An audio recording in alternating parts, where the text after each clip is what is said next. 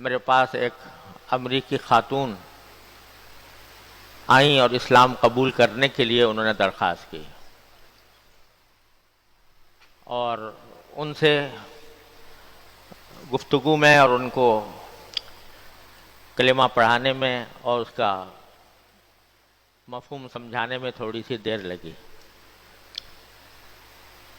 میں نے مناسب نہیں سمجھا کہ ان کو مغرب تک انتظار کراؤں، کیونکہ اسلام لانا ایک بڑی عظیم نعمت ہے، اور اس میں جب کسی شخص کے دل میں یہ داعیہ پیدا ہو تو اس میں ایک لمحے کی بھی تاخیر نہیں کرنی چاہیے۔ اور لوگوں میں جو یہ مشہور ہے کہ پہلے اس کو غسل کراؤ اور پھر اس کے بعد اسلام اس کو مسلمان کرو، یہ بات بھی صحیح نہیں ہے۔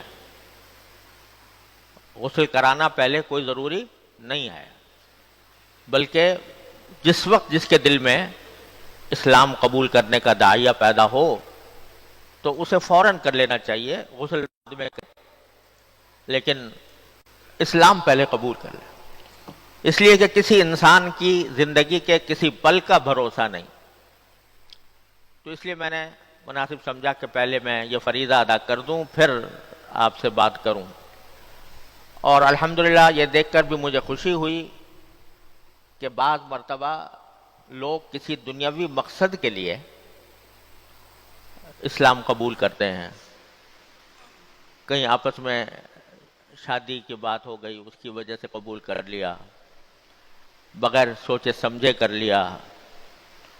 لیکن میں نے ان سے گفتگو کی تو مجھے اندازہ ہوا کہ الحمدللہ انہوں نے سوچ سمجھ کر اور پوری طرح ذہنی طور پر تیار ہو کر اسلام قبول کیا ہے الحمدللہ۔ میں نے ان سے پوچھا کہ کیوں آپ نے عیسائی مذہب کو چھوڑا، تو انہوں نے مجھے جواب دیا کہ میں بہت سے سوالات میرے دل میں آتے تھے اور چرچ کے لوگوں سے میں پوچھتی تھی، کلیسا کے لوگوں سے پوچھتی تھی، لیکن اس کا مجھے خاطر خواہ جواب نہیں ملتا تھا۔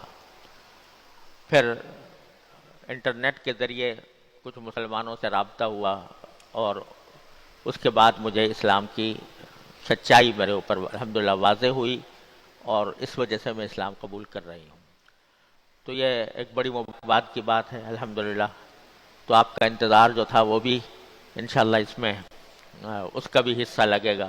اللہ تعالیٰ سے دعا ہے کہ میں نے ان سے یہ بھی کہا کہ اسلام قبول کرنے کے بعد آپ ہم سب سے زیادہ افضل ہیں، اس لیے کہ حدیث میں ہے کہ الاسلام یجب ما کان قبلہ، کہ اسلام جب کوئی شخص قبول کرتا ہے تو اللہ تعالیٰ اس کے پچھلے سارے گناہ بالکل دھو دیتے ہیں، اور وہ ایسا ہو جاتا ہے جیسے کہ ماں کے پیٹ سے آج پیدا ہوا۔ تو میں نے ان سے کہا ہم سے تو پتہ نہیں کتنے گناہ ہوئے ہوں گے، کیا ہوا ہو، لیکن اس لمحے میں آپ سارے گناہوں سے مکمل طور پر پاک ہیں۔ اور یہ سن کر وہ رونے لگی کہ اللہ تبارک و تعالیٰ نے ان کو یہ نعمت عطا فرمائی۔ تو اللہ تعالیٰ سے دعا ہے کہ اللہ تبارک و تعالیٰ اپنے فضل و کرم سے ان کو ثابت قدم رکھے اور اسلام کی صحیح تعلیمات پر عمل کی توفیق بھی عطا فرمائے، اور ہمیں اس بات کی توفیق دے کہ اس ایمان کی نعمت کی قدر کریں۔ اللہ تبارک و تعالیٰ اپنے رحمت سے اس کے تقاضوں پر عمل کرنے کی پوری توفیق ہم سب کو عطا فرمائے۔